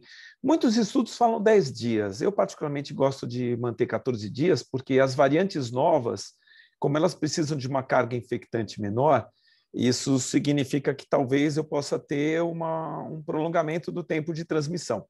Então, por isso que eu acabo mantendo 14 dias. Mas é empírico isso, é meu, né? Mas eles falam muito de 10 dias. O raciocínio para as crianças continua sendo esse, é de 14 dias. Em quais situações que eventualmente isso pode mudar? Bom, primeiro, pacientes que têm quadro grave. A gente sabe que indivíduos graves eles podem ficar 1 mês com o vírus com uma carga viral maior e inclusive uma taxa de transmissão maior. Então, paciente grave, crianças graves entram nessa história, é o mesmo comportamento. Pacientes imunodeprimidos. Aqui inclui HIV, que tem valores baixos de CD4, inclui pacientes oncológicos, pacientes que têm imunodeficiências primárias, ou que estão em quimioterapia, algum tratamento imunossupressor. Esses indivíduos eles podem ter mais tempo de eliminação do vírus. Tá? Pacientes que fazem uso crônico de corticoide, por exemplo, eles podem ter mais tempo de eliminação do vírus.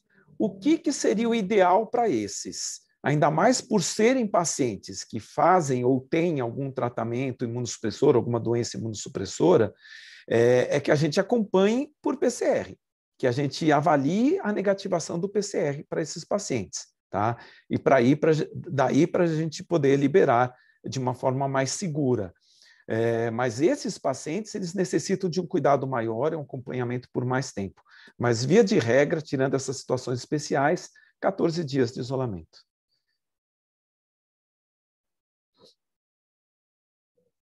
Doutor Marcelo? Temos vários agradecimentos, parabenizações aqui no chat, de excelente aula, a turma adorou. Vamos dar mais uns minutinhos, ver se alguém tem mais alguma duvidazinha. Senão a gente já está caminhando para o nosso encerramento. Queremos agradecer demais o aceite do seu convite para estar aqui com a gente. O município agradece, os pediatras agradecem, a prefeitura agradece de coração a sua explanação, o seu saber aqui para a gente, vai ficar guardadinho aqui nas nossas memórias. Muito obrigada, viu? O prazer foi meu estar com colegas tão competentes e acho que a proposta super legal que vocês fizeram. Pode ter certeza que sempre estarei à disposição. Não sei se alguém tem mais alguma dúvida. Se não tiver, então a gente vai encerrar. Doutor Marcelo, eu agradeço demais sua disponibilidade. Doutor Marcelo até tinha uma reunião, cancelou essa reunião para estar aqui conosco. Então, prazer muito grande ter presenciado todo esse conhecimento em relação ao paciente pediátrico. Também agradeço o doutor Saulo, a doutora Giovana, que estiveram participando, a doutora Regina e os demais colegas que aqui conosco falaram sobre esse tema. Eu só queria relembrar, então, antes de encerrar, que nós teríamos uma segunda aula para falar um pouquinho mais sobre o aspecto das vacinas, mas infelizmente ela foi cancelada, pois o segundo palestrante não conseguiu estar presente, ele teve um problema pessoal e mandou uma mensagem avisando que não poderia proferir esse segundo tema. Então, nós vamos remarcar, reagendar aí para um futuro não tão longínquo, né, um futuro breve, até porque esse tema é de extremamente